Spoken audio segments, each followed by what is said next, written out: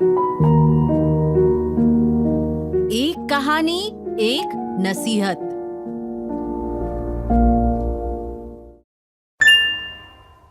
नमस्कार, radio money 9 पर आप सुन रहे हैं एक कहानी एक नसीहत। मेरा नाम है अमन गुप्ता। दिल्ली में प्राइवेट नौकरी कर रहे मनीष लंबे समय से किराए के घर में रह रहे हैं।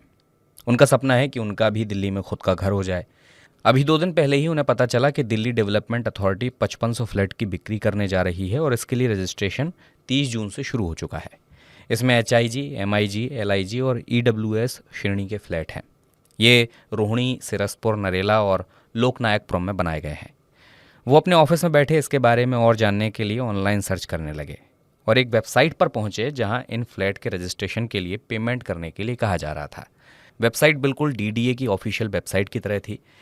इसमें कहा जा रहा था कि आपका सपनों का घर आपसे सिर्फ 1 क्लिक दूर है और ये पहले आओ पहले पाओ के आधार पर मिलेगा। मनीष को लगा पेमेंट करने में कहीं देर की तो उनका घर का सपना कहीं सपना ही न रह जाए। उन्होंने यहाँ रजिस्ट्रेशन के लिए ज़रूरी डिटेल भर दी और वो पेमेंट करने की ओर बढ़ ही रहे थे कि पीछे से उनके साथी विजय आ गए। विजय ने उनसे पूछा कि क्या कर रहे हो, तो मनीष ने पेमेंट को थोड़ा टालकर कहा कि बस DDA की साइट पर फ्लैट की बुकिंग कर रहा हूँ। तो विजय ने अचानक स्क्रीन की ओर देखा और उन्हें तुरंत सावधान कर दिया। विजय ने देखा कि जो URL उनके ब्राउज़र पर खुला था वो www.dda.gov.in नहीं था, वो eservices.dda.org.in था। विजय ने तुरंत कहा कि भाई रुको, ये फर्जी URL है। विजय ने उन्हें बताया कि DDA फ्लैट्स के नाम के आसपास ऐसी कई वेबसाइट हैं जो बिल्कुल DDA की वेबसाइट की तरह दिखती हैं। ये वेबसाइट वाले लोग लोगों से पेमेंट लेकर ठगी करते हैं। विजय ने उन्हें रोहिणी में रहने वाले एक ऐसे ही शख्स की कहानी भी बताई जो गूगल पर ऐसे ही DDA फ्लैट्स की जानकारी ढूंढ रहे थे और उनकी ये सर्च उन्हें एक ऐसी वेबसाइट पर ले गई जहां DDA फ्लैट की बुकिंग ओपन थी, बिल्कुल वैसे ही जैसे उनके लैपटॉप पर है। इसमें भी पहले आओ पहले पाओ के आधार पर स्कीम थी और 75,000 की एप्लीकेशन फ़ीस और 25,000 रुपये NOC के लिए जमा करने के लिए बोला जा रहा था।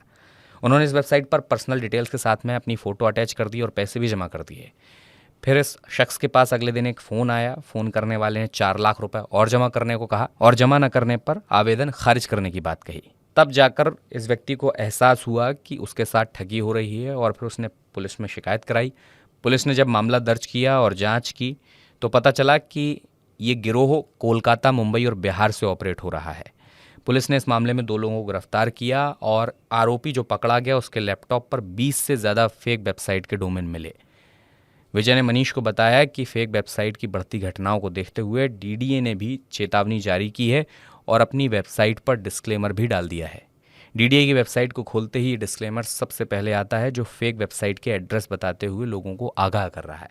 मनीष ने जब ये सुना तो उनके होश उड़ गए। उन्होंने तुरंत वो वेब पेज बंद कर दिया और विजय का धन्यवाद किया। बाद में विजय ने उन्हें DDA की ऑफिशियल वेबसाइट पर जाकर 1,000 रुपये जमा करा के उनका फ्लैट का रजिस्ट्रेशन करा दिया। अब जब स्कीम में उनका नाम आएगा तो उनको बुकिंग अमाउंट जमा करना होगा। उम्मीद करते हैं मनीष को उनके सपनों का घर मिल जाएगा। लेकिन मनीष तो विजय की होशियारी से बच गए। आपके लिए भी इस प्रकरण से नसीहत है कि गूगल पर जो कुछ दिखता है उसे सच मत मानिए। जिस साइट पर जा रहे हैं उसे वेरीफाई ज़रूर कर लीजिए। कुछ रेड फ्लैग्स हैं जिनको आपको ध्यान रखना चाहिए, जैसे कि अगर आप पेमेंट के लिए डॉक्यूमेंट शेयर करने के लिए या फिर किसी पेपर वर्क के लिए रजिस्ट्रेशन कर रहे हैं तो थर्ड पार्टी ऐप डाउनलोड करने को अगर कोई कहे तो सतर्क हो जाएं। थर्ड पार्टी ऐप के ज़रिए आपके फाइनेंशियल डिटेल्स हैक हो सकते हैं और आपका बैंक अकाउंट खाली हो सकता है। अगर पेमेंट के लिए ज़रूरत से ज़्यादा दबाव बनाया जाए कि ये स्कीम हाथ से निकल जाएगी, डेडलाइन मिस हो जाएगी, आज के आज बुक कीजिए क्योंकि अगले 2 घंटे में ऑफ़र ख़त्म हो रहा है, तो समझ जाइए कि ये सब पैसे ऐंठने की कला है। ऐसी ठगी केवल DDA के नाम पर नहीं हो रही है, बल्कि पिछले कुछ समय से सरकार की और भी कई स्कीम्स का नाम लेकर ठग लोगों को ठग रहे हैं। कुछ महीने पहले गुजरात CID क्राइम की साइबर सेल ने 96 फेक वेबसाइट को पुल डाउन किया था जिनमें स्टैंड अप इंडिया स्कीम समेत कई सरकारी योजनाओं के लाभ दिलाने की बात कही गई थी। ये वेबसाइट लोगों को सरकारी योजनाओं, इंश्योरेंस बेनिफिट, सब्सिडी या आर्थिक सहायता के लिए रजिस्ट्रेशन कराने के लिए कह रही थी।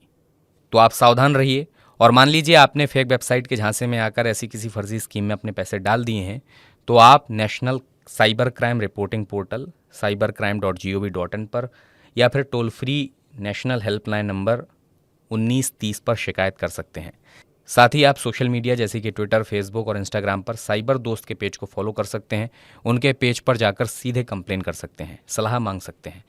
वहाँ ये बताएं कि आपने कहाँ पैसे ट्रांसफ़र किए, मतलब आपने किस खाते में पैसे भेजे हैं। पुलिस उस बैंक के नोडल ऑफिसर को फ़ोन करेगी, वो पैसे फ्रीज कराएगी। अगर आपके कार्ड के ज़रिए भी पैसे गए हैं तो आप अपना अकाउंट भी फ्रीज करा सकते हैं। ऐसी घटनाओं को रिपोर्ट करने में देरी ना करें, क्योंकि जितनी आप देरी करेंगे आपका पैसा वापस मिलने के चांसेस उतने कम होते चले जाएंगे। एक कहानी एक नसीहत में बस इतना ही। मेरा नाम अमन गुप्ता है। बिजनेस और पर्सनल फाइनेंस से जुड़ी हर अपडेट के लिए आप सुनते रहिए रेडियो मनी 9 और डाउनलोड कर लीजिए मनी 9 का मोबाइल ऐप। चलता हूँ, अपना ख्याल रखें। नमस्कार। एक कहानी एक नसीहत।